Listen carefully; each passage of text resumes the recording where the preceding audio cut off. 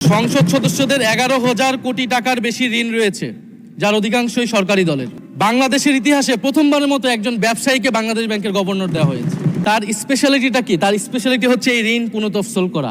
বক্তব্য ভেবেছিলাম শুরু করব অন্য বিষয় নিয়ে, কিন্তু আজকের অধিবেশনের দিনের আলোচনায় আমাদেরকে আরও বেশি অবাক করলেন মাননীয় অর্থমন্ত্রী। ফলে অর্থ সেক্টরের কিছু কথা, কিছু বক্তব্য দিয়ে আলোচনা শুরু করছি। আমরা যখনই ব্যাংকিং খাত বা অর্থ সেক্টরের আর্থিক খাতের কথা আসে, মাননীয় অর্থমন্ত্রী একটা বাক্যই বারবার বলেন যে বিএনপির সময়ে এরকম কোনো রেকর্ড নাই যে আর্থিক খাতে বিশৃঙ্খলা হয়েছে।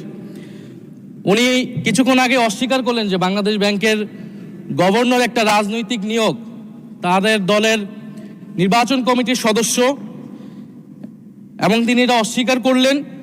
আমি মাননীয় স্পিকার টিআইবির একটা তথ্য আপনাদেরকে দিচ্ছি। বর্তমান সরকারি দলের যারা নির্বাচনের প্রার্থী হয়েছেন তাদের 59.41% ঋণগ্রস্ত, এবং যার বেশিরভাগ হচ্ছে সরকারি দলে। নন ইনভার্টার এসির দামে ঘরে আনুন বিদ্যুৎ সাশ্রয়ী ইনভার্টার এসি। এখন 1.5 ton my one inverter AC মাত্র 48,900 টাকা পাওয়া যাচ্ছে মিনিস্টার শোরুমে। সংসদ সদস্যদের 11,000 কোটি টাকার বেশি ঋণ রয়েছে, যার অধিকাংশই সরকারি দলের। এদের অধিকাংশই ঋণ খেলাপি ছিলেন, নির্বাচনের আগে কিছু টাকা ঋণ দিয়ে পুনঃতফসিল করে নিয়েছেন। এবং বর্তমান যে বাংলাদেশ ব্যাংকের গভর্নর, তার স্পেশালিটিটা কি? তার স্পেশালিটি হচ্ছে এই ঋণ পুনঃতফসিল করা।